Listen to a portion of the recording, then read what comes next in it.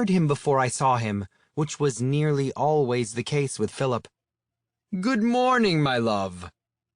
I stole a quick glance over the top of the book I was studying, one centered on aerial battle techniques, as Duke Philip Derrick swaggered into the parlor and leaned against the arm of the sofa beside me.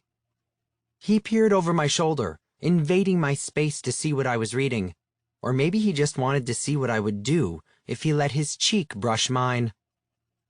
"I've asked you not to call me that," I muttered, fully aware of the futility of having this discussion again. "I'll stop when it stops being true," he replied. He probably thought he was being clever, using lines like that. Calling him ridiculous would have been the understatement of the century. It was just a cruel, inconvenient coincidence that he also happened to be one of the better-looking men I knew. That hadn't always been the case, however. When we'd been children, which hadn't been all that long ago, he had been tall, gangly, and awkward. He'd had buck teeth, a face covered in freckles, and a regular riot of loose black curls on his head that had stuck out all over the place. Now, in his late 20s, he'd changed quite a bit. He didn't have the buck teeth anymore. In fact, his were obnoxiously perfect and straight now.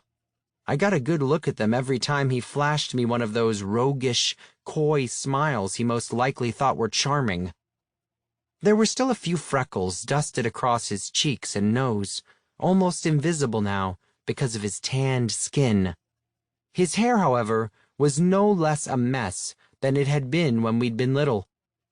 It was still as black as pitch, wavy, and tended to poke up if it was even the least bit humid. He wore it a bit longer now, almost to his shoulders, so that those loose curls framed his squared jawline in a pleasing way. Something about how they shone in the light made you want to run your hands through them, just to see if they were as soft as they looked. Not that I'd ever tried it myself. I had a firm no-touching policy with Philip. The cheek brushing was a test, I knew. If he tried that again, I'd be forced to smack him to reinforce my rules. "More battle plans?" he asked. "We know the Tibrans will strike again soon," I replied. "Without Reigh here to help even the odds, we'll have to try some new techniques. I only have 4 riders at my disposal, counting myself. That doesn't leave us with much hope when the next attack comes. If the Tibrans have proven anything, it's that they bounce back quickly and fiercely.